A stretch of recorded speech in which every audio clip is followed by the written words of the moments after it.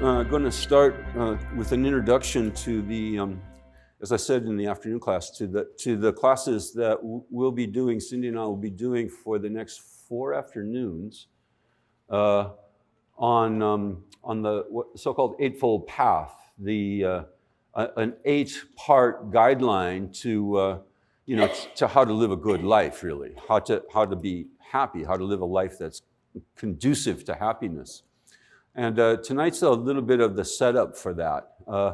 The text that these teachings will be drawn from is called the Mahasatipatthana Sutta.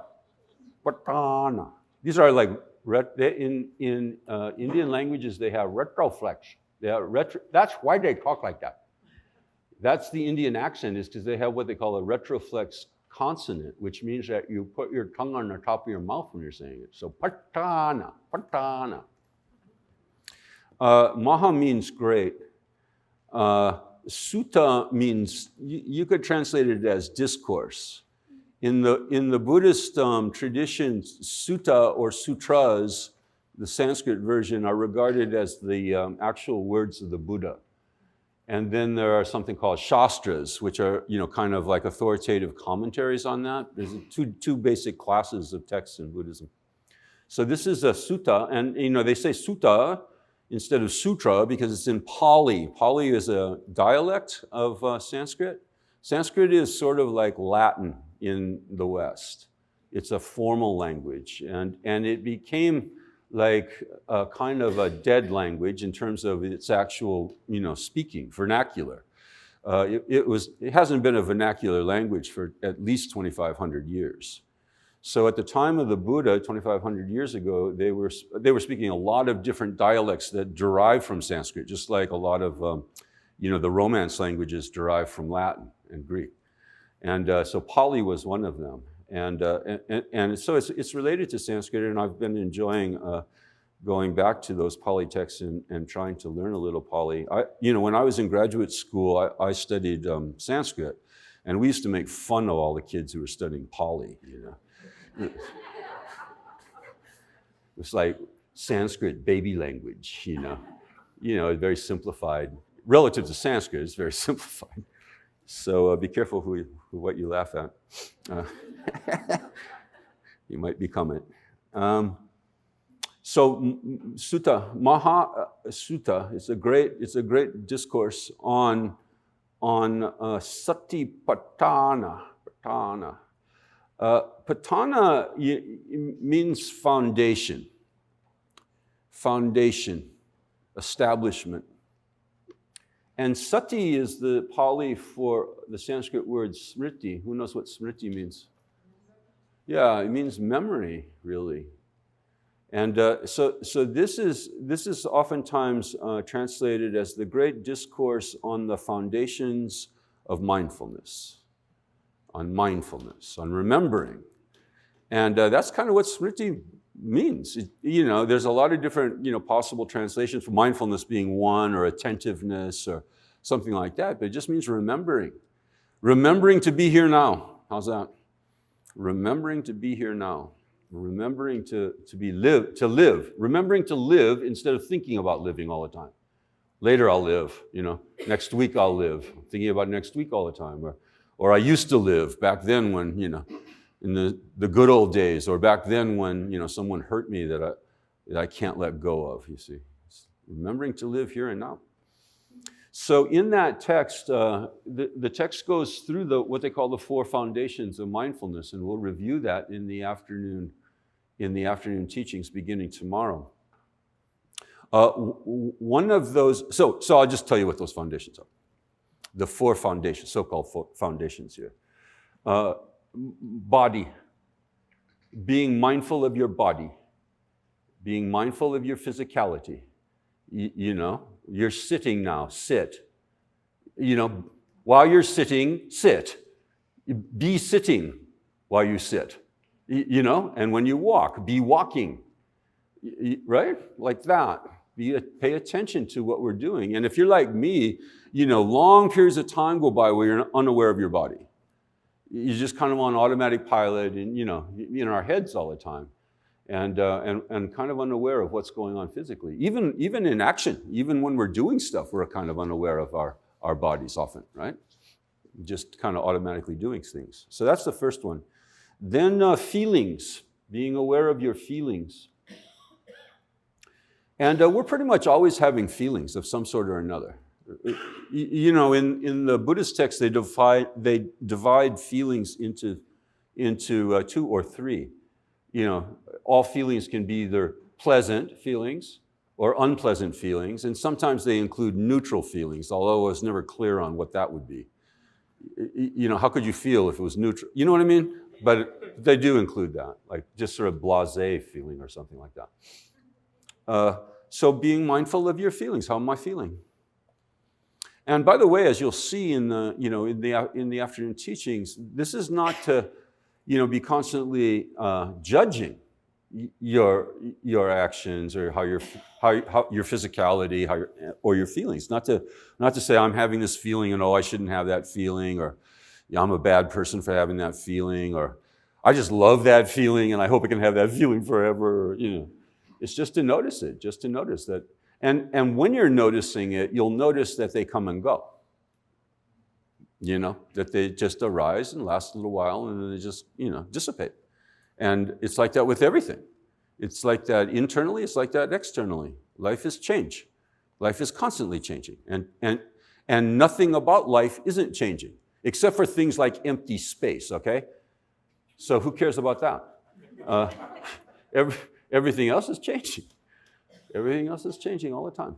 Everything with form, everything that has tangibility is changing all the time. And that includes kind of subtle things like thoughts, for example, are changing all the time. And so when you're in the process of mindfulness, you're also training yourself in the truth of the changing nature of reality, the changing nature of the self and the changing nature of reality. And that's something that we don't get a whole lot. We don't understand that. And a little bit of understanding of that goes a long, long way towards happiness, towards living a happier life. Because, the truth shall set you free, not delusion. The truth shall set you free. And the truth is that things are changing all the time. Let's check, shall we? Is your body changing or unchanging? Quick. Yeah? Anyone getting older here? Have you noticed that your body's constantly changing, right? The scientists say that you get a new cellular structure every 7 years, don't they? So, a whole new body. So, people who are identified, as we all are, with our bodies, well, who is it? Who is you? If you're changing every 7 years, you become a whole different body, And of course, that doesn't just happen suddenly. It's not like, you same 7 years that, somebody brings a delivery truck and gives you a new cellular structure. It's changing moment to moment, right? So your physicality is changing, your mind's changing, your feelings changing, your experiences are changing. The seemingly unchanging tangible objects in our world are not what they seem, as our physicists have told us, have proven now. This is not a thing, really. It's a process, right? It's a constantly changing process. Looks like a thing, and that's indicative of one of our problems, is that we're taken in by appearances. The appearances of things are different than the way they really are. It doesn't appear that this thing is changing. How often do you think that this thing, by the way, I was going to mention, was made by Paul McPherson, whom we lost this year, as many of you know. And this is, to remind us of Paul. Paul's with us, in this form. But it's a changing thing. It's changing. I had a student, some of you have heard this many times before, but I had a student who found somewhere on the internet that somebody, some scientist or another, has measured change, has measured the rate of change at 3 trillion times a second. Things are changing at the rate of 3 trillion times a second. That includes tables, that includes chairs, that includes the bottom that's sitting on the chair. 3 trillion times a second, inconceivable, right? Inconceivable fast. And, then it's often pointed out that, that was just, however they measured it, that was the limit that they had on the measurement. Maybe they'll get a faster stopwatch, and find out it's like 5 trillion times a second or 10 trillion times a second, you see.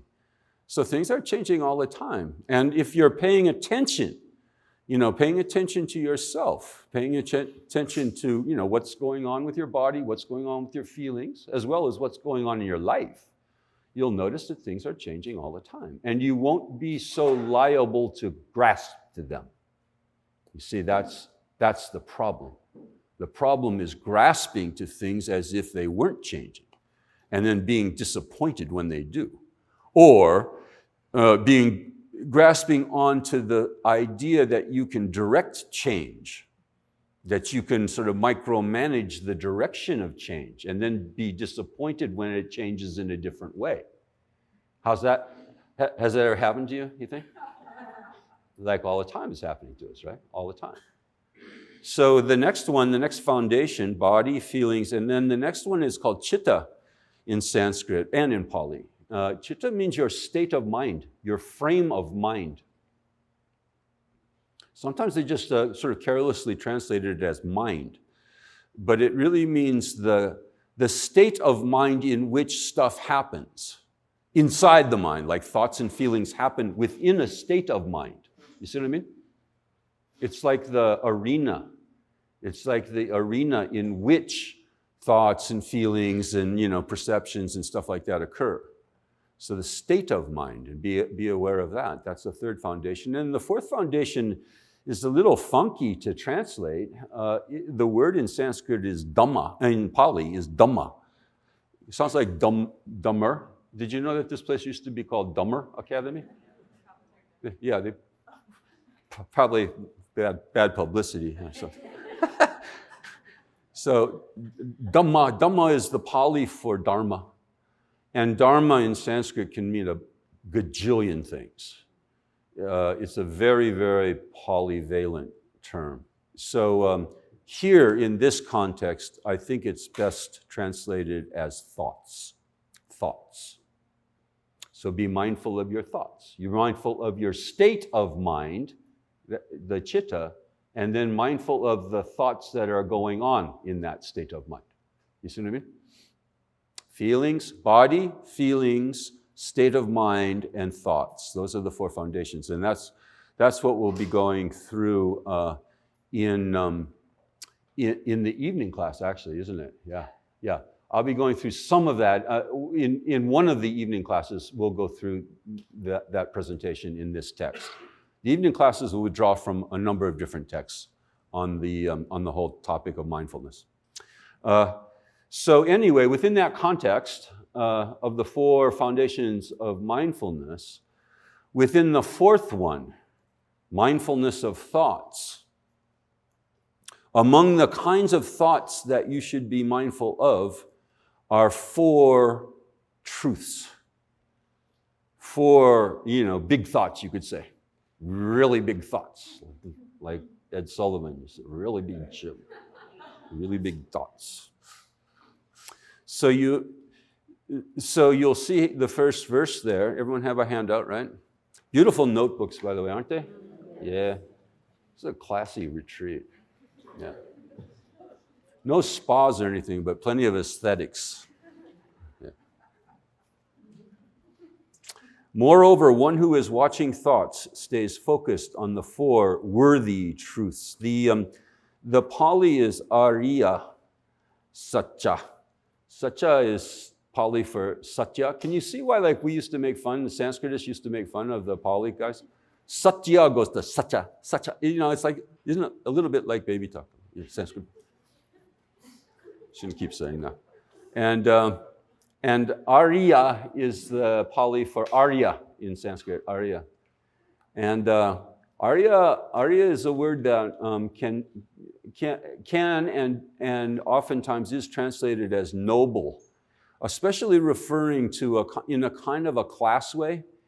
It's an old word in Sanskrit. There was the Aryas and then there was the barbarians. The Aryas were the original, like, the invaders in ancient, now we're talking really ancient, 2000, 3000 BC. The Indo-European peoples, as we now call them, came in all directions. They swept through Europe and, conquered everybody in sight because they had a nuclear bomb. They had an ancient version of a nuclear bomb, horse-drawn chariots. And no one else had those. And they just beat up everybody that they encountered. So they took over all of Europe, right up through, Ireland, modern Ireland, the Celtic peoples. And then they swept down south a little bit into Persia, what is now Iran, and then from there into India, and took over all in North India. And so they called themselves the Aryas in India. They called themselves, very typical, right, of ancient peoples. We're the civilized ones. We're the proper human beings. And then the rest of them, these people that we encounter, they're the barbarians. In Sanskrit, the term was dasa originally. Dasa, what does dasa mean? Now, it came to mean servant. Dasa, like Krishna Das, and all of that, all those dasas, servants of the Lord, servants of God. That was what the Aryas called, the people that they found, the original inhabitants in India. So it gave you a clue as to, what their function was in Aryan society. They conquered them and they enslaved them, basically. So that was the original term, original meaning of the term Arya, proper human being, you could say, civilized human being. And then it sometimes took on, in Buddhism especially, took on a kind of a technical meaning to mean a realized one, somebody who is realized, and that means somebody who has seen directly in an unmediated way, which means unmediated by concepts, by thoughts, by theories and so forth, who has seen the way things are, directly. And has been changed by that. A very common concept in world religions, actually, is that when the mystic, kind of breaks through and sees reality, they become a different kind of person, they become a different kind of being. So that was another connotation of Arya. Here it means like proper, true, real, worthy. I just chose worthy. Because noble, I just got sick of hearing the four noble truths, four noble truths, four noble truths. So just try worthy for a while. Let's see. So when you're watching your thoughts, stay focused on the four worthy truths, he's saying, as a kind of a practice, which is a kind of interesting thing because, you're supposed to be watching your thoughts as they come and go, but at the same time, you're supposed to be kind of controlling your thoughts. And like, well, let me think about these thoughts. Since I'm, thinking thoughts are coming and going, how about trying to think some worthy thoughts? So here are the four worthy thoughts. And how does the mind who is watching thoughts stay focused on the four worthy thoughts? A lot of the Pali scriptures are like this, They say you should think about the four, how should I think about the four worthy thoughts? A lot of repetition. Why do you think? To memorize. It's for memorization. They were passed on orally. So it's not often easy to translate it without like sounding boring, So I did my best. Oh, and by the way, if you look in the Pali, in the transliteration there, even in every verse practically, you'll see this bhikkhave, bhikkhu. Bhikkhu means monk. So he's giving a teaching to monks. Bhikkhave means, oh, you monks that I'm teaching. And then bhikkhu means, a monk who is watching thoughts stays focused on the thing. So I just, for readability's sake, just eliminated all that. But it's there. He's giving a teaching to a group of monks, and he's talking about a monk. I just translated one who is watching. But literally it means a monk who is watching his thoughts, etc. Oh, monks. I had them in it for a while, and then I noticed there was just oh monks, and it was just really getting in the way, I think, of the meaning. All right, so how does one do this watching of the thoughts and staying focused on the four worthy truths? First, one who is watching thoughts knows as they occur. First, he says, this is stress, dukkha. Dukkha in Pali, dukkha in Sanskrit. So let's just stop right there, because dukkha is usually translated suffering. This is suffering. And not just me, but I think a lot of people who are Westerners who are studying Buddhism and teaching Buddhism are dissatisfied with the idea of translating this term as suffering. For one thing, it's a hard sell to people like us who are living blessed, magical lives to say that life is suffering. People go like, no, it's not that bad, or you should get out more, did you get off on the wrong side of the bed, or what is it, So it doesn't really get to the meaning of it in the same kind of way that it must have in the original language.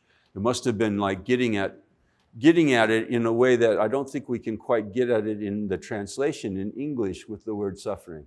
So I just tried stress because, especially in 2013, modern Western societies in 2013, we feel suffering as stress.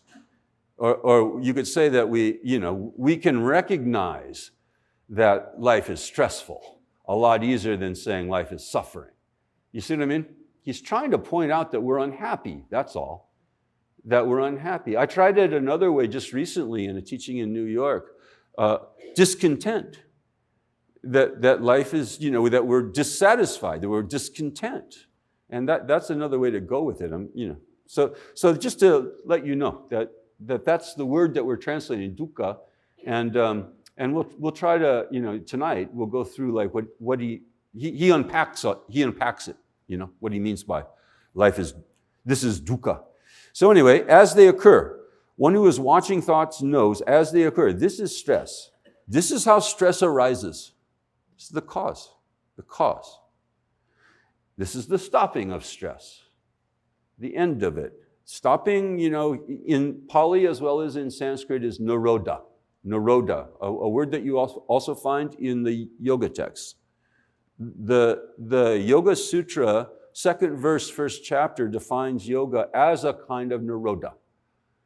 Yoga chitta vritti nirodha. Nirodha means cessation. Yoga means yoga. Yoga is the cessation of vrittis that are happening in your chitta, in your mind. And the vrittis is variously translated as, the turnings of the mind. That's kind of literally what vritti means. The mind keeps churning, the churnings of the mind, the obsessions of the mind. And that's not a bad way to think about it. That the mind is just, constantly obsessive.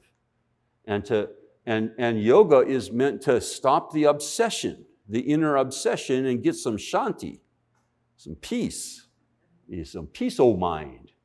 So that's the nirodha, stopping something, which is, is a really very, very important term, actually. In general, it's an important concept. It's very, very important in both Buddhism and in yoga circles and in other forms of Indian religion. It means that we don't actually have to acquire something. We don't have to get something that we don't have in order to be happy. We need to stop something. You see? We need to stop something that's going on and realize something that's there all the time. But we can't see it or feel it or get in touch with it because it's clouded over. There's too much junk on top of it, too much vritti going on, too much churning and, obsessing and thinking, too much junk. So this is very, very hopeful, I think, if you think about it. It means that, There's nothing much that really needs to be done except for stopping things that we're doing.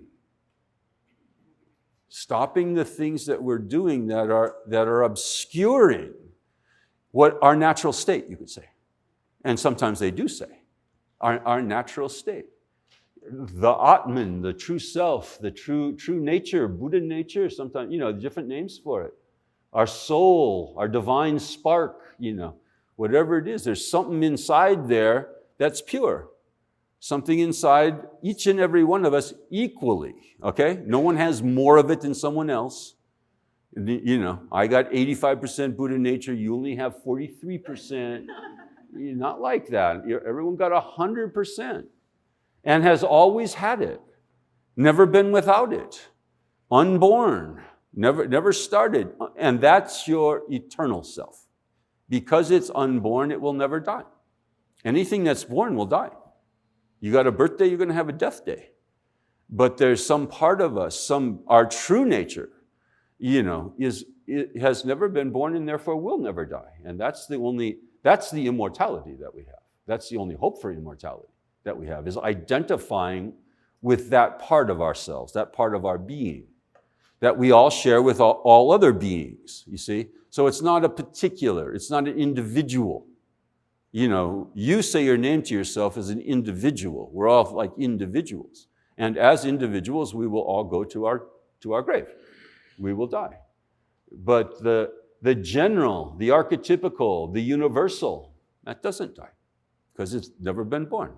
Never changes, never fluctuates, never gets more or less, universal and true and eternal, like that. So nirodha means you stop something. You stop the obscurations. You stop what's blinding us to the truth, to our real nature, to our soul, to our divine spark, whatever you want to call it, you see. And then people call it, I call it divine spark, and you call it Atman. So let's have a big war about that. Or, I say Atman, you say un-Atman. Buddhism is like un-Atman, and many forms of Hinduism is Atman. It's just like you say potato and I say potato, Big deal, doesn't matter what you call it. These are just fingers pointing to the same moon. Yeah? The indescribable moon. And then everyone has these big finger wars. My finger's better than your finger. Right? Not about the finger. It's not about the words. It's not about the concepts. It's about what they're pointing to. It's about the truth, about the experience that can't be put into words by definition, you see. You put things into words, you particularize it.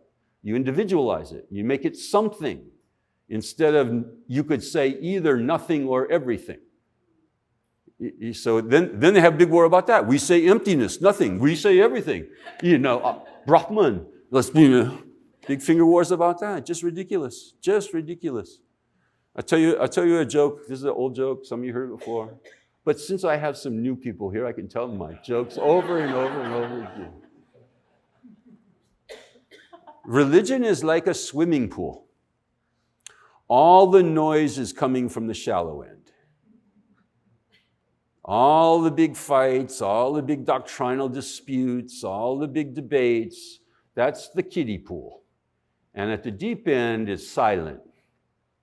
It's awestruck and dumbstruck. When you're awestruck, you become dumbstruck. You know what dumbstruck means? It means you don't say nothing. Because your mouth, I can't keep talking. You can't keep talking when your mouth's like, yeah. So this is stress. This is how stress arises. This is the stopping of stress, nirodha. And this is the method for leading to the stopping of stress. This is the method. And so there are the four truths right there in a nutshell. And then the rest of this section of the text goes through them one by one and explains what he means by them. And then the last one, the method leading to the stopping of stress, will be the gateway into our afternoon teachings beginning tomorrow. Is it? Tomorrow? Yeah. Okay. The method. So we'll do four classes in the afternoon this week on the method, which is the eightfold, 8-part method. By the way, this text doesn't go into it, but this is supposedly the first teaching of the Buddha. This is the first teaching as the Buddha arose from the so-called Bodhi tree, the tree of awakening. And, so I don't know, maybe some of you are unfamiliar with the whole mythology of the story of the Buddha. It's kind of cool. The Buddha was, and a myth, by the way, doesn't mean bullshit, okay? Like if you look into the dictionary, that's kind of the first thing that you'll see under the modern English connotations of myth, false story. And myth doesn't mean a false story. It means a story that's eternally true. It's different from history because it's repeatable.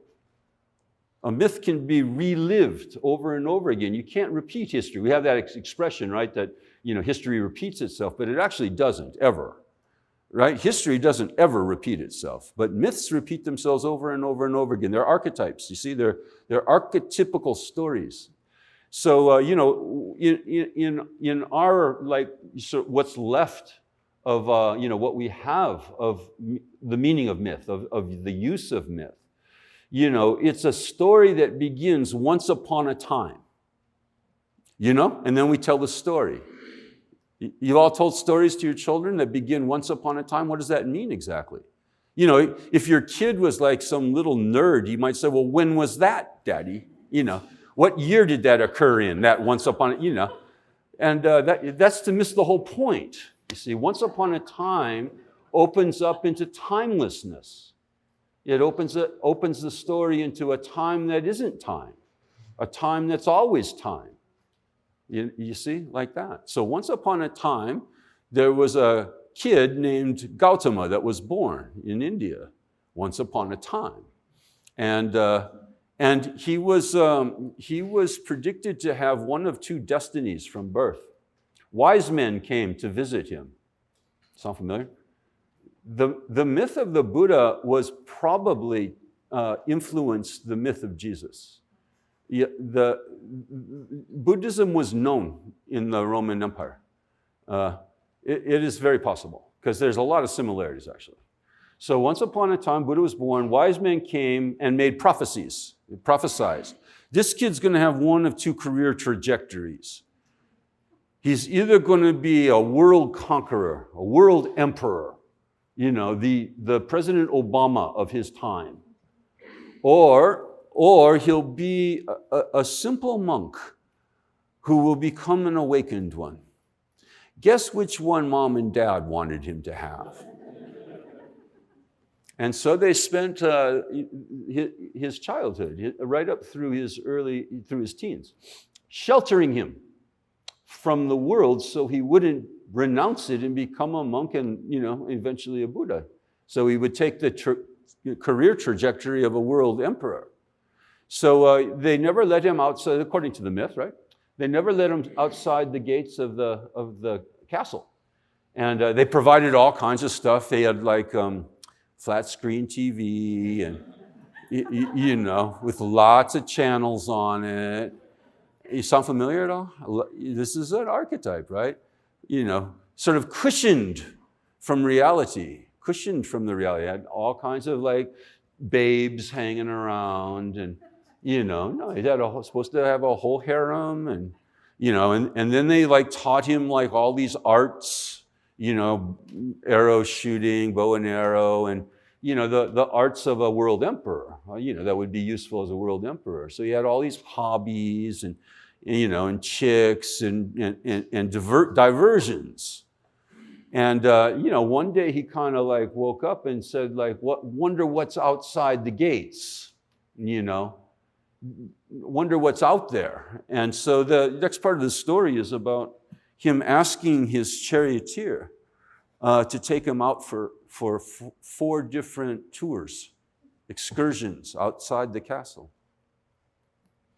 And in the first one, he saw a sick man. Was it the first one? Sick, And, in India, even today, you can go and see lots of sick people on the streets. They're not all in the hospitals where we don't have to look at them. So, what it's like when you get sick is that your body fluids start coming out. You can't keep them all in, so they all start coming out everywhere. So, what's wrong with that guy, says the Buddha, future Buddha, to his charioteer. And the charioteer says, he's sick. He's got sick. And the Buddha said, wow, how did that happen to that one person? And then the charioteer starts wising him up. Sickness happens to everyone. Everyone's subject to sickness. Second trip, he goes and he sees an old person, having never seen an aging person before, you see. And so what happened to him is like, everything's sagging. Everything's sagging and, kind of bent over a little bit, can't walk so good anymore, can't see so good anymore. What happened? What uniquely happened to this poor fellow? And again, the charioteer says, this is old age. This is what happens when you get old. Everyone goes through old age. And the Buddha's just like, future Buddha is just like, kind of in shock because, according to the myth, right? Kind of in shock because he had never imagined that this was reality, you see. He was sheltered from it. When people got too old, like we do, we put them away so you don't see them. When people got too old in the castle, they kicked them out so the Buddha wouldn't see them. Then the third trip, he sees a corpse. Do you remember when you saw your first corpse? Is there anyone in this room who has not seen a corpse? That's a dead person, okay? Corpse means dead person. Is there anyone who has not seen one? Never have. Never have. Yeah, it's quite amazing. Yeah, you should check it out. You should go somewhere and see a corpse. No, really. You can't quite believe it, right? You can't, you wonder like maybe they're just sleeping or something, like if you push them, maybe they would move again, and they just don't move. They're dead. And all the color goes out, it's like that. So the Buddha was in shock. So like, oh my God, what happened to this? Maybe the Buddha tried, took a little stick maybe, poked the corpse a little bit, see what would happen. And, the charioteer says, this is death. This happens to everyone. If you're born, you will die. And, again, the Buddha is just like amazed. The Buddha is confronted with reality for the first time. You see, that's the point of the story, really. He's confronted with the realities of life for the first time. And many of us have done our damnedest not to be confronted with the realities of life, our whole lives, actually, and continue to, hoping that if we close our eyes like little children, it'll go away, that we'll never get sick, we'll never get old, we'll never die, like just in denial, total denial about the few things that we know for sure will happen in life. If you live long enough, you'll be sick. If you live long enough, you will get old. And if you don't, you'll die anyway. You'll die. You'll die one way or the other, see? Like death and taxes are the two sure things, right?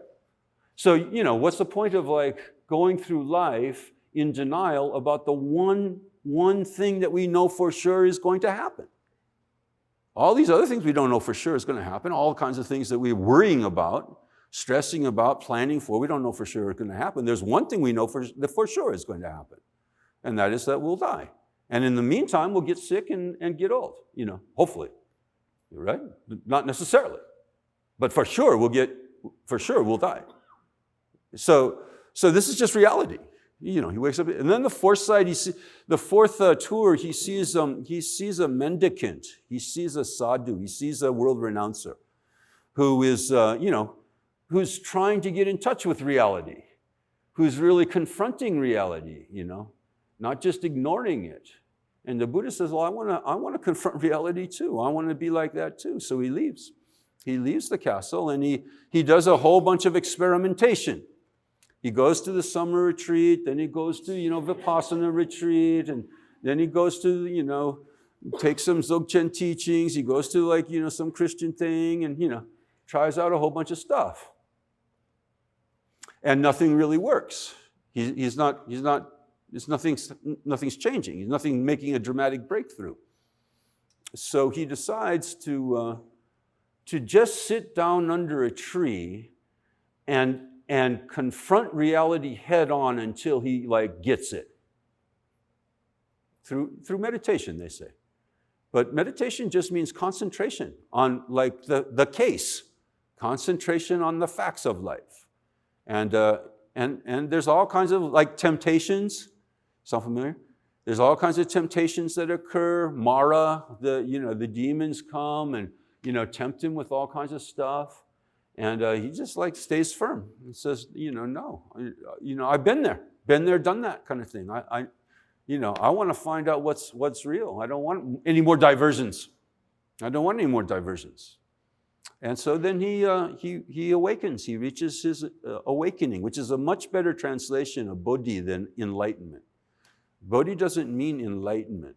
I don't know where this tradition started in the West of translating bodhi as enlightenment. I think it probably has something to do with some reverberations to the 18th century, where everyone got enlightened in the West, and now we're all fine, right? No, it means awakened. It means his eyes were opened to the facts, to the case, to the truth. He awakened to the truth.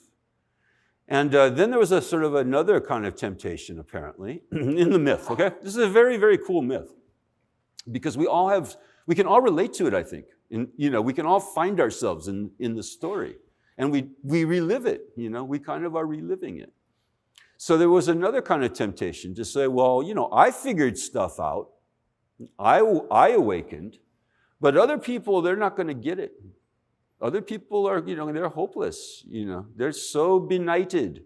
They're so, trapped in their illusions and delusions and mental afflictions, according to the myth.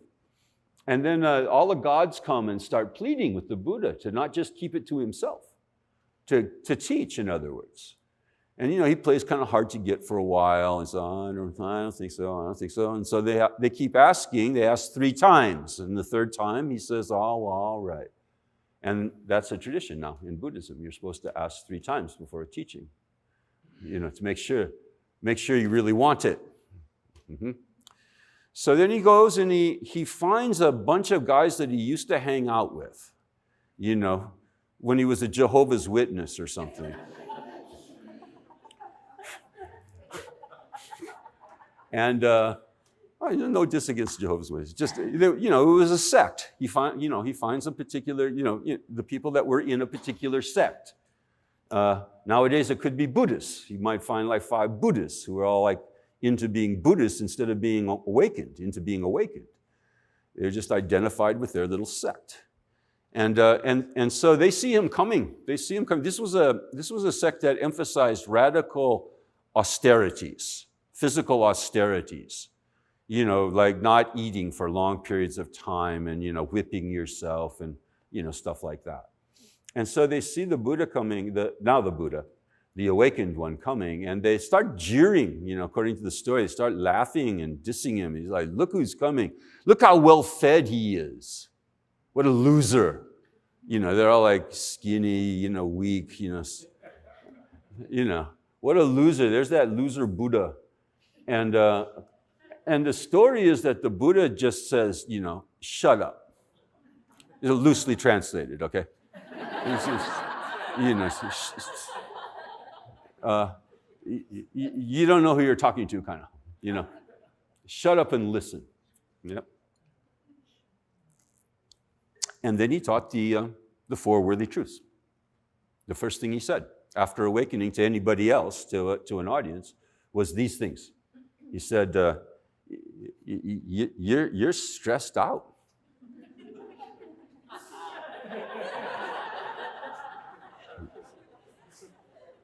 And that's caused. That didn't just happen, It's caused. It arises. Stress arises. And it doesn't have to be this way. You could stop your stress. You could stop your discontentment, your unhappiness. And I'll tell you how to do it. Eightfold Path. I'll tell you how to do it. So next page, I think, in your handout. And what is the worthy truth of stress? So this is the first thing.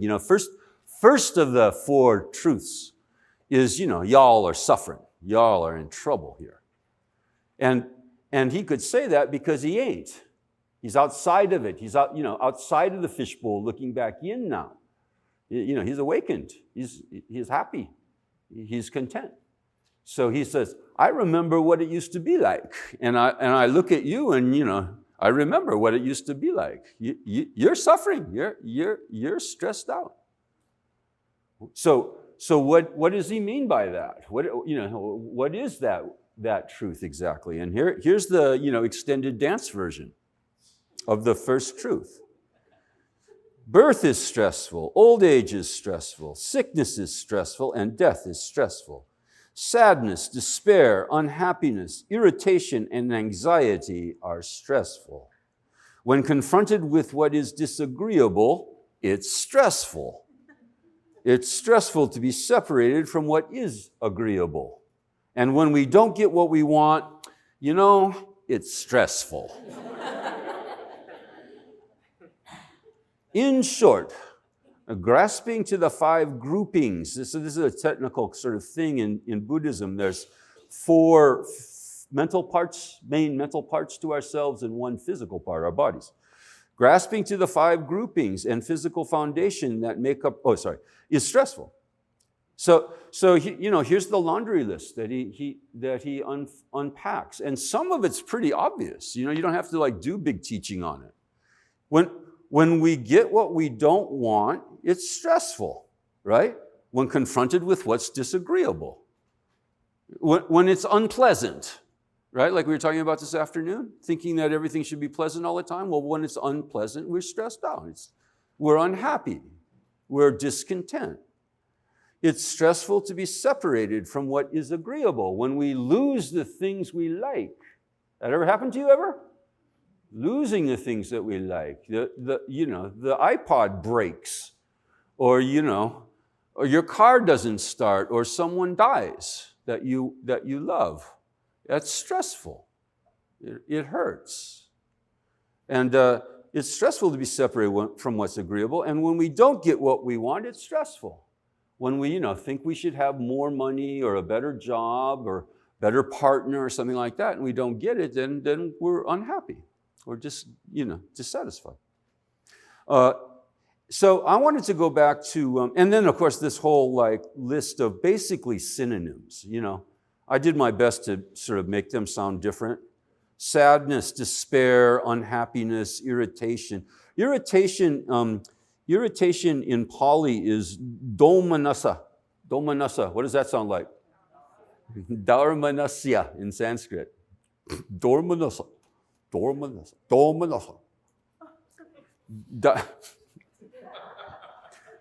Dharmanasya means bad-mindedness.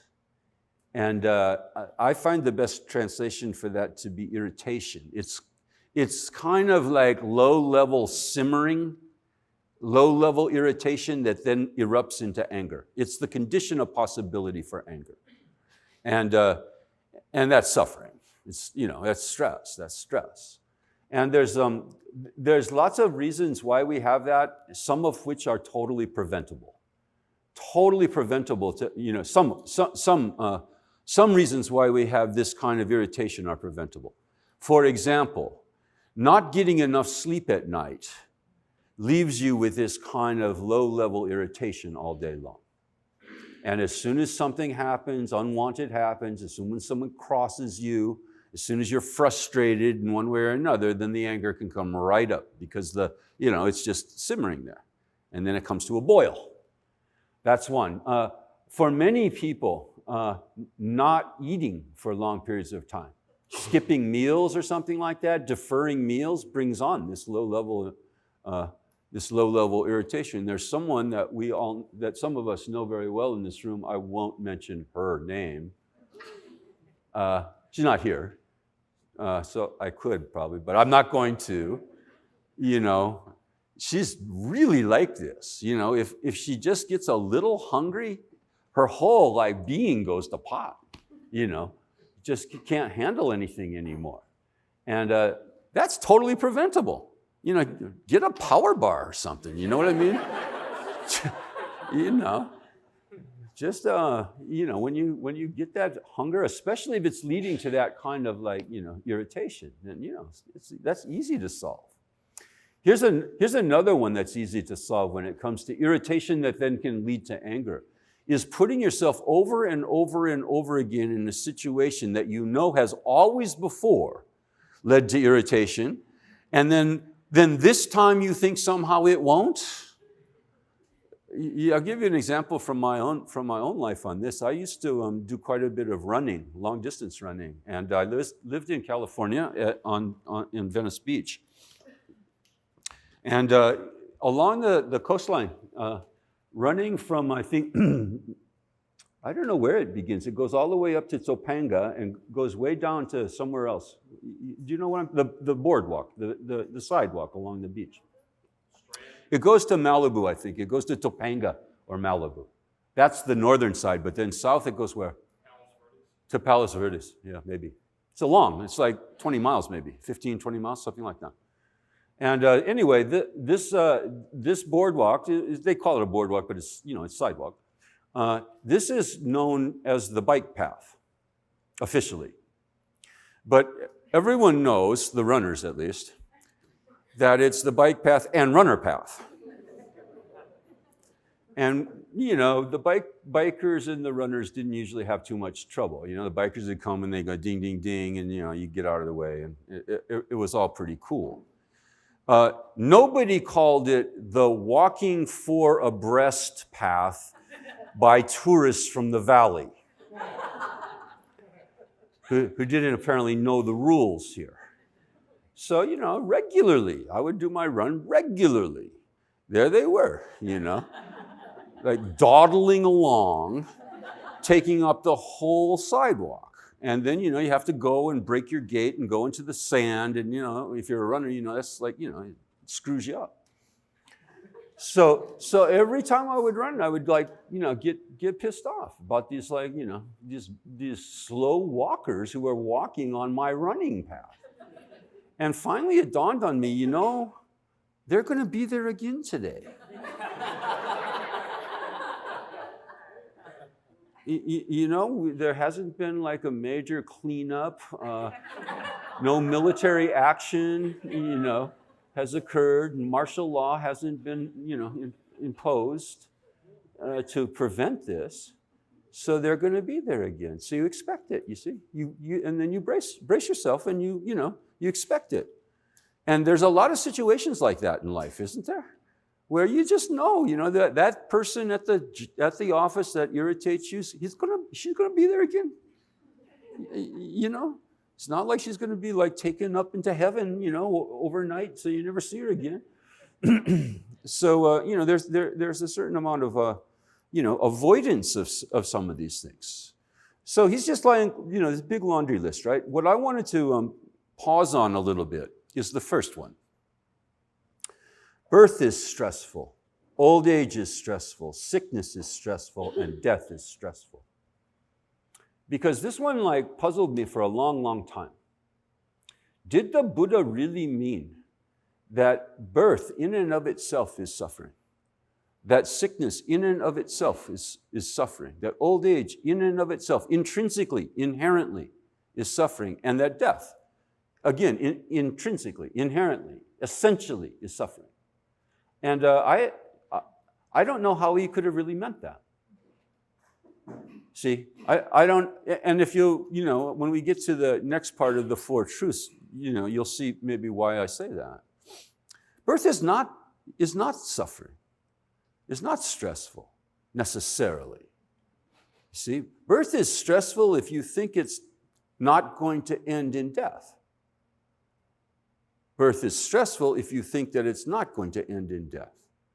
Birth is stressful if you think that it's all going to happen in golden light with no blood or screaming or, you know, pain. Then it's stressful. If you've idealized it, you see, or if you think it's something that it's not, then it'll be stressful. But it's reality. Things are, we're born, people are born, beings are born. Everything's born, in a sense, right? Everything arises. Events arise, physical things arise, waves arise. Yeah, everything arises. That's birth. That's reality. So I don't think that the Buddha meant reality is suffering. He meant our relationship to reality is suffering. Sickness is not necessarily suffering. Sickness is suffering if you think you never were going to get sick. Then it's suffering. How could this have happened? I lost my health. Oh my, OMG, I lost my health. Well, what did you think? You knew that, you kind of noticed that other people had lost their health, had gotten sick. Did you think you're the only one that was going to go through life without getting sick ever? It's like, and we're like this, right? When other people, have problems or, have illnesses or something, oh, that's too bad. So sorry to hear that. But then it happens to us and it's like, wait, stop the presses, whoa, I'm sick now, And then we're all like surprised and we think it's so unfair, You ever said that to yourself? This is just so unfair that this is happening to me. Well, it happens to everyone. That's what the charioteer showed the Buddha. Happens to everyone. No one's exempt from this, see? And the Buddha wasn't exempt from it either. As a person, embodied human being, he was not exempt from birth, sickness, old age, and death either. But he re-identified himself in such a way that he didn't identify with the body that goes through birth, sickness, old age, and death. You see? That's awakening. Re-identification, you could say. Radical re-identification. Old age is not stressful. I gave this teaching, a version of this teaching, without doing the full version that I'm doing with you guys in a small town in rural Australia, southern Australia, in a yoga studio in the middle of nowhere. Beautiful, 30 people showed up, from nowhere, just hungry to, hear anything. And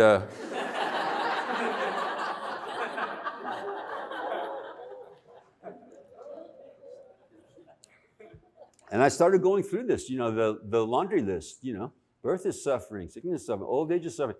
And this lady, she must have been 85. Don't you think, Cindy? About 80, 85. She immediately raises her hand and says, old age is not suffering. I'm 85 years old and I'm as happy as can be. So then, what was the Buddha wrong? The old age is suffering. It's our attitude towards age old age that makes us suffer. It's thinking that you'll never get old. And then you get old and you go, how did this have ever happened? Well, what did you think? If you were born, you're going to live for a while and hopefully you'll get old and then you'll die. Death is not suffering either. It's only suffering if you think it would never happen somehow. To you or to anyone else, you see. It's suffering. Of course, it's not like, so I just accept death and then I don't care when my loved ones die. It's not like that. But it's not being like totally taken unawares by the realities of life and appreciating the people that are in your life when they're here, because they're not going to be here forever, you see? And you're not going to be here forever.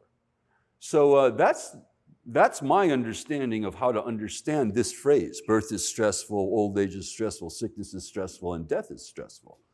It's only when we're avoiding them, when we're in denial about them, that makes them stressful. This is just life. So let's look at the next one. It is, so then what is the worthy truth of how distress arises? So then we now move to the second truth. The first truth is, if you wanted to just kind of remember it, Houston, we have a problem. You know that phrase, kind of famous phrase that the astronauts radioed down when their spaceship didn't work anymore? Houston, we have a problem. And we all have a problem. We're all stressed out. We're all suffering. And that's the beginning of a spiritual life, is recognizing that. Not running away from it and not trying to distract ourselves from it all the time and not being in denial about it either. Oh no, my life's pretty good, until it isn't, right? Until it isn't. And so just to be aware, yeah, I'm not happy. I'm not content. To be aware of that. This is, right? This is mindfulness he's talking about. Be aware, Think of what kind of thoughts are occurring, Be aware. And so that's the beginning. Without that, not much further can you go. That sounded like Yoda, didn't it?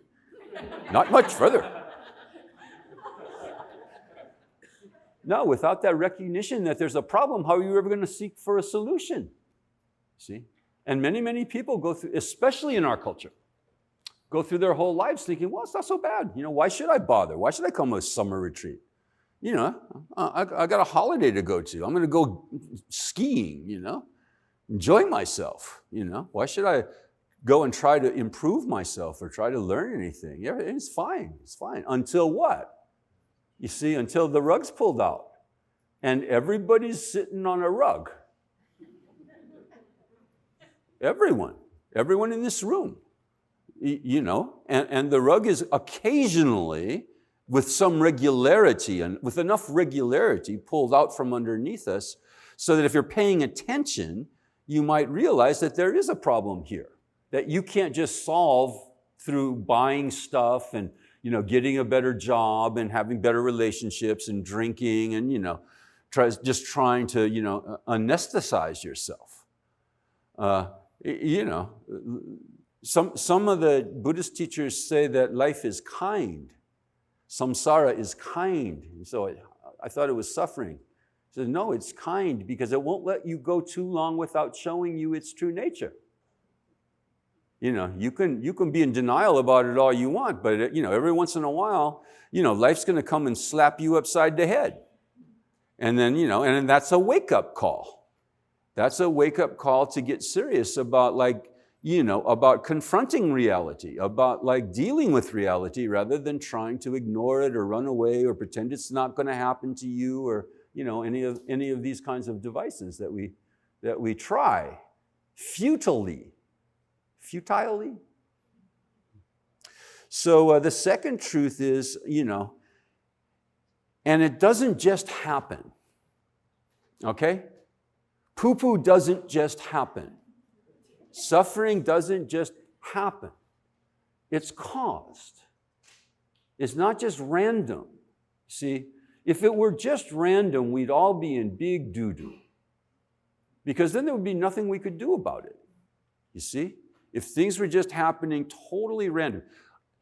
I'll put it stronger. I'll put it differently maybe. If our responses to life were out of our control, then we would really be in deep doo-doo. Because we would just be at the mercy, the vicissitudes of, the mercy of whatever comes, whatever happens without any tools whatsoever to deal with it. So the second truth is starting to get at, what can I do about it? The second truth is actually saying there is something you can do about it. You can stop the causes. You can stop the causes. And when the causes are stopped, then that's the third truth, right? The third truth is that it's possible to stop them. So the second truth is to identify, what is the cause? What is the cause of distress, of stress? It is tanha, craving, which brings about repeated rebirth accompanied by desire for sensual pleasure, seeking pleasures here and there. In some, it is craving tanha for the objects of sensual desire, for craving for continuation and craving for termination. So we'll go through it. This is standard in the ancient Indian texts, in the ancient Buddhist texts, to identify the problem, to identify the cause of the problem. The problem is unhappiness. The problem is dissatisfaction. The problem is discontentment. The problem is, is non-acceptance of life, you could say. Non-acceptance of life as it is. And the problem, the cause of the problem is what I've translated here as craving, but it can also be translated as desire or greed, wishing it were different. Wishing it were different. In the kind of ways that I was talking about this afternoon. Those three main mental afflictions. You know, here they've just identified one of them, really. But they're all three entailed. Always, right? Desire, anger, aversion, you could say, is desire thwarted. Aversion, I don't want this because I wanted that and I didn't get it. But I don't want this, you see? So desire and aversion are kind of versions of each other, so to speak, and they're all versions of ignorance. Of ignorance. It shouldn't be this way. That's ignorance.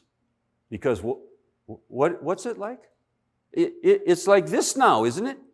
Yeah, it's like this now. And to say it shouldn't be like this now is just ignorance. It's delusion. In Sanskrit, they sometimes call it moha. Moha means you're just confused. You're just out to lunch by saying it shouldn't be like this now, because it is. So this is craving, this craving or desire, which then leads, for those of you who want to have more retreat, after the summer retreat ends, you can get on a plane and come to Santa Barbara, California, where in less than 2 weeks, less than 2 weeks, we're going to do a whole other retreat on what's called the 12 links of dependent origination, which is a mouthful. It just means what's the cause of suffering? How come we're suffering, And in that teaching, that's an old teaching also in Buddhism, there's two weak links in the chain. It's a kind of a circle of causality, you could say. And there are two weak links in that chain. One is ignorance. If you wise up, the chain is broken. Wise up about reality. And the other one is grasping. Craving leads to grasping. Craving leads, sometimes they translate it clinging. Upadana. It means like you want, and so you grasp to that you want.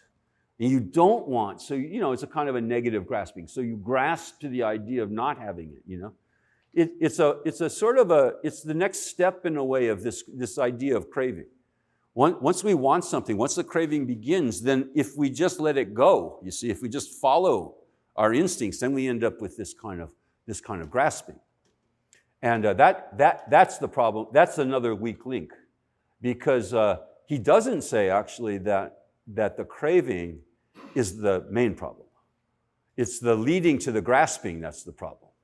So this is kind of also interesting. It's not, maybe, this is a different teaching actually, but, from this point of view, from the point of view I was just describing in the 12 links of dependent origination, it may never be possible to stop the craving. It may never be possible to stop desire or aversion, but it's the grasping that can be stopped, you see. And so the teaching that we'll be doing, especially in the evening at this retreat, is to learn how to just watch it. Just watch as they arise, as these feelings arise, as this craving, this desire, and without following it, you see, without like identifying with it or being compelled by it. Oh, I must have it, or I must get rid of it. You see, then the grasping starts. So, in the Buddhist tradition, they've got like, it's sort of especially the Indian-based, Indian traditions in Tibet, like that. They're just all about like lists. There's just endless lists. It's like the Count from Sesame Street got let loose. So there are actually 4 kinds of grasping that are listed. And one of them is mentioned here. He's talking here about craving, but then, as I said, leading into grasping. Grasping for sensual pleasures, kama, tanha here. Just wanting to be pleasured all the time. Just wanting things to go right all the time. That's a craving. That's a serious craving. And the opposite of that is to be unhappy when they don't. You see? And that's also that's the first of the four graspings. Everyone clear on the, craving, grasping thing? I'm talking about grasping here, this list. So that's one of them, grasping to sensual pleasures. Another one is grasping to the belief in an unchanging you, unchanging self. You say your name to yourself, as if you had some kind of unchanging essence as an individual, as a person, instead of being a constantly flowing thing, constantly changing thing. So that's a long story, and you don't have to worry your heads about that right now. The next one is grasping to rules and regulations. Shila is actually the word used here, same word as the perfection of ethics, Shila. Grasping to, so sometimes, because they can't, I think personally, because the traditions can't quite confront the radicalness of an original teaching, they sometimes gloss it and they say, wrong morality, useless morality, like self-torture, self-flagellation and all like that. But it doesn't say that. It says Shila. And there is a kind of a grasping to morality, that props up our egos, that props up our sense of superiority over other people, the goody two-shoes syndrome. I don't lie, I don't steal, I haven't drank for 20 years, blah, blah, blah. I'm such an awesome person. And that's a form of grasping. And that's a form of suffering. That's a reason for suffering. In case you hadn't noticed, pride and arrogance is a cause of suffering. It is a form of suffering, actually. And then it causes more suffering.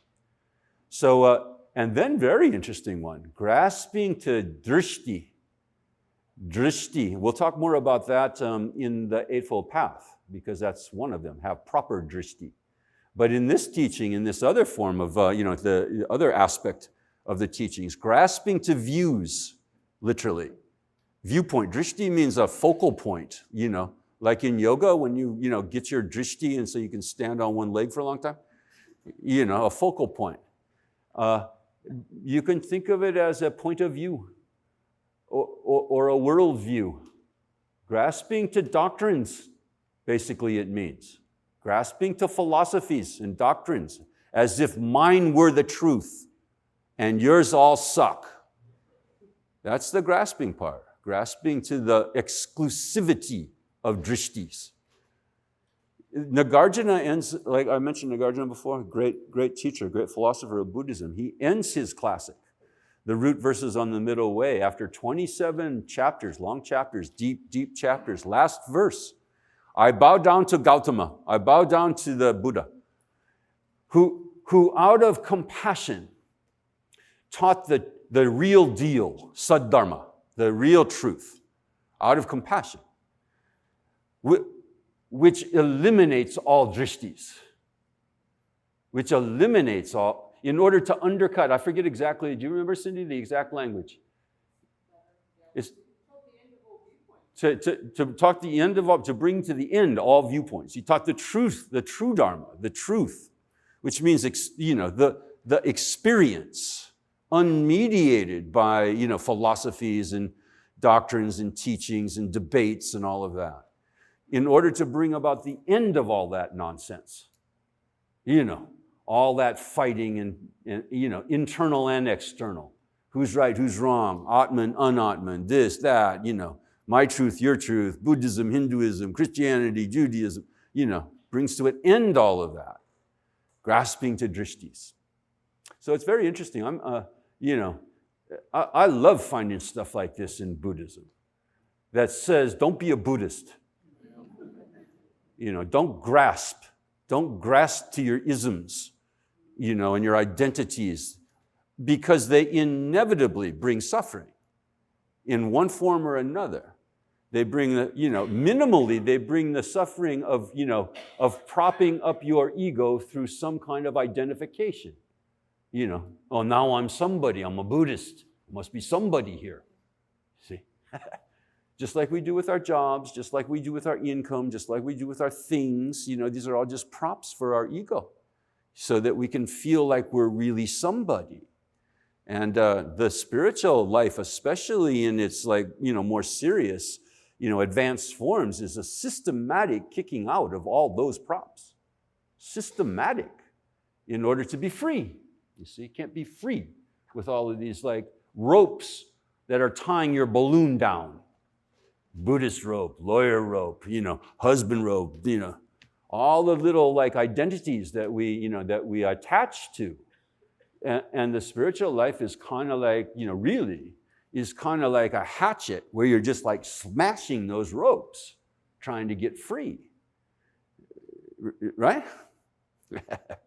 So it's craving which brings about repeated rebirth. And you can think of rebirth not just in I have this life and then I'll have a next life, but rebirth in the sense of re-experience over and over and over again of the same sort of thing, the re-experience of suffering over and over and over again, of stress, accompanied by desire for sensual pleasure, seeking pleasures here and there. So the objects of sensual, in sum, he says, so just to sum up what craving is, if you had to put it into three categories.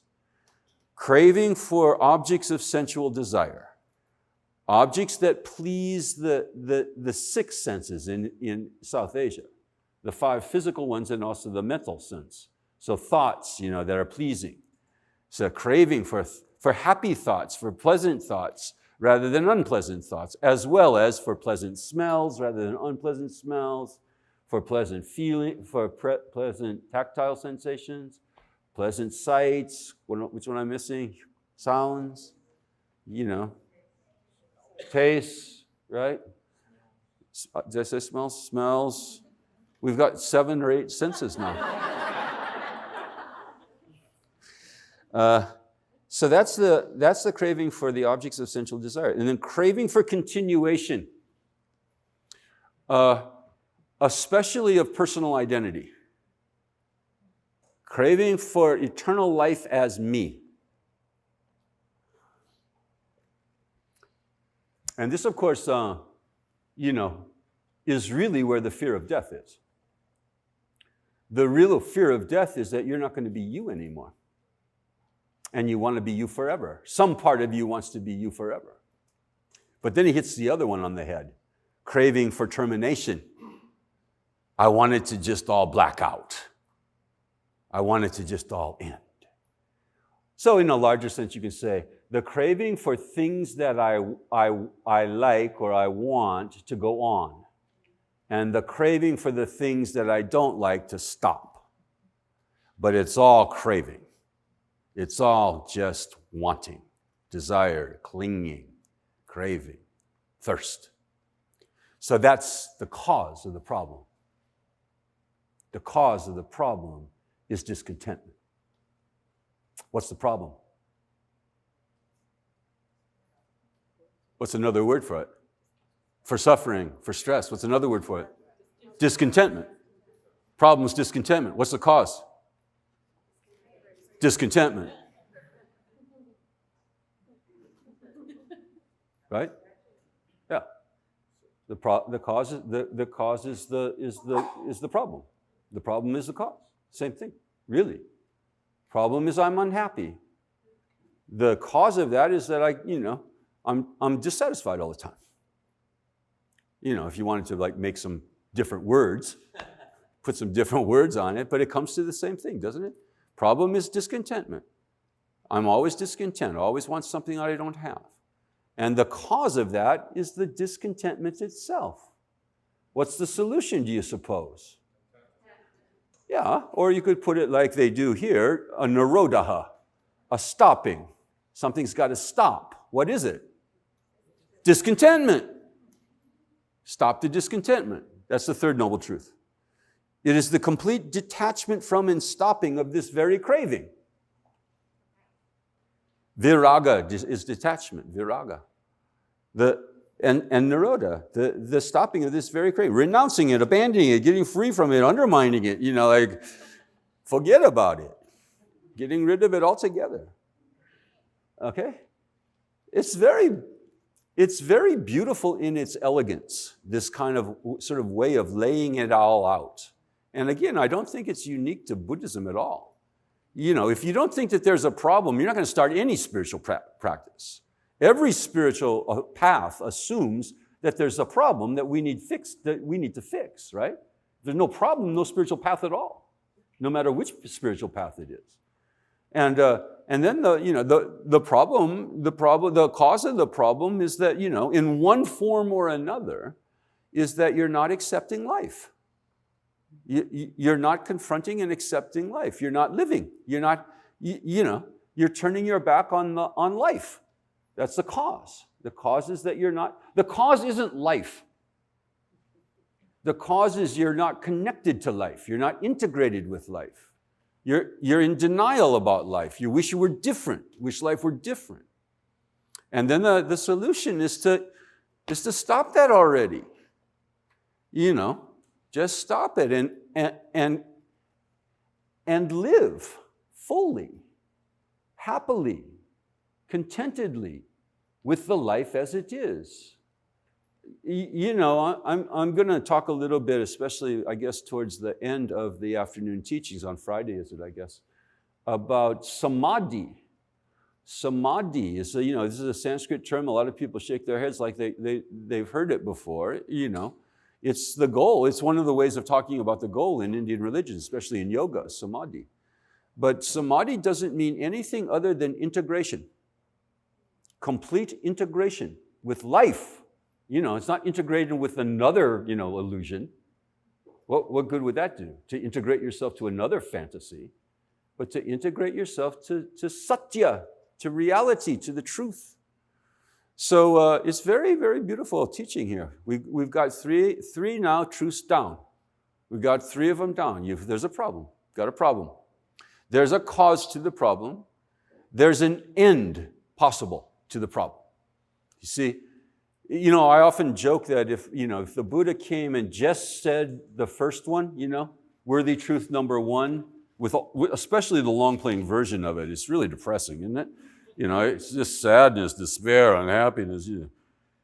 Life is suffering. If he just stopped there, says, life is suffering, gotta go, good luck, that'd be really bad. But there's a second, third, and fourth truths here. It's caused. And cause is already part of the, good news. It's caused means that if you stop the cause, then it doesn't happen anymore. If you stop being dissatisfied, then you're satisfied. If you stop being discontent, then contentment comes. And the third truth is that's possible. What is the worthy truth of, I did the one. And what is the worthy truth of, it is the complete detachment and stopping of this very craving. That's the third truth. That contentment is possible. How? Stop being discontent. That's the only way contentment is possible, by the way. You see, sometimes we get the idea that, if only I had X, Y, Z, fill in the blank, and there's lots of different ways to fill in the blank. If only I had a new car, if only I had more money, if only I had a better relationship, if only that kind of if-onlys. If only I had the direct perception of emptiness. If only I could have shamatha. If only I could have, all these like spiritual ideals, then I'd be content. See, that's why you're not content. That's why you're not content. That's not the solution. Not the solution, in either spiritual or secular ways, is to think that I will be content when. That's why you're not content. You will You will stop being discontent when you start being content. Is that right? You will be content when you stop being discontent about anything, spiritually, secularly, anything. When you stop the discontent, and not until. That's why I gave you all that mantra again last night, remember? Say Om. I have enough. Om, I have enough. Ahum. That's the contentment mantra. Om, I have enough. Om means, here comes a mantra. Ahum means that's the end of the mantra. Just Sanskrit words to make it sound like a real mantra. But I have enough means exactly what it says. And until we believe that, we will remain discontent. Until we believe I have enough. I have enough teachings. I have enough, good meditation practice. I have enough, ethics. I have enough spiritually too. It's the same. Discontent occurs in the spiritual life as easily as it occurs anywhere else. Anywhere else. And that's not the way to reach the spiritual goal, is through discontentment. So as I said this afternoon, you can practice being content with your level of relative contentment. You can practice being content with even your discontent. You can practice accepting even your inability to be fully accepting. That's the practice. How else did you think it was going to happen? See, has to happen that way. So then the fourth truth, and then we'll call it a day, okay? It's been a long day for a lot of people here, travel day and stuff. So the fourth truth, because this is the thing that we'll be talking about for the rest of the afternoon sessions. And what is the worthy truth about the method? Patipada means the course or path, the means. What's the worthy truth about the method leading to the stopping of desire, leading to the stopping of craving, or of distress rather, right? Of the stopping of distress, of suffering. It is the worthy path consisting of the following 8 parts. And then sometimes the following is sometimes translated right. The samma in Pali or samyak in Sanskrit. Sometimes they translate that right outlook, right this, right that.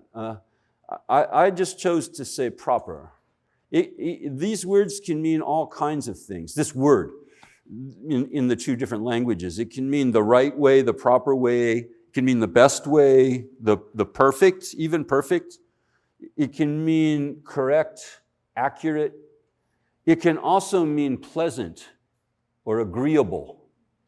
So that I was sort of tempted to really go for it there. Agreeable outlook, agreeable intention, and so forth. But to sort of remain a little truer to the usual translation, right, I said proper. Proper outlook, that's drishti. Again, in Pali, ditti.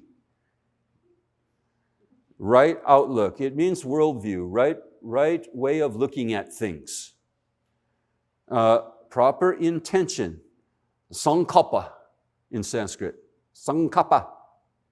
Sankalpa means your motivation, your intention, your, why you're doing stuff. Why you're doing stuff. Proper speech, vacha or vak in Sanskrit. Proper speech. Proper action, karma in Sanskrit, in Pali. Proper action. Proper livelihood, jiva, how to keep your jiva going, how to keep your life going. Proper livelihood. Proper exertion. In Pali, it's vayana. That's the Pali for virya. So, some of you know that word. Virya means joyful effort, working hard for right things. Proper intention. Proper exertion. It means exerting yourself for the right things, mostly, but it also means exerting yourself happily for the right things. So proper exertion doesn't mean like this. with your face all scrunched up. I'm working to get enlightened. I'm trying very hard to be happy. No, we get sometimes that same sort of weird remnants of the Protestant work ethic, we bring right into the spiritual life too. And think that that's the way to do it. It's just like if I work hard enough and sweat enough, then somehow I'll be happy. And if you're going to be happy, you got to practice happiness. You can't get to happy from unhappy. You can't get to like this, and then, you see? You got to start going like,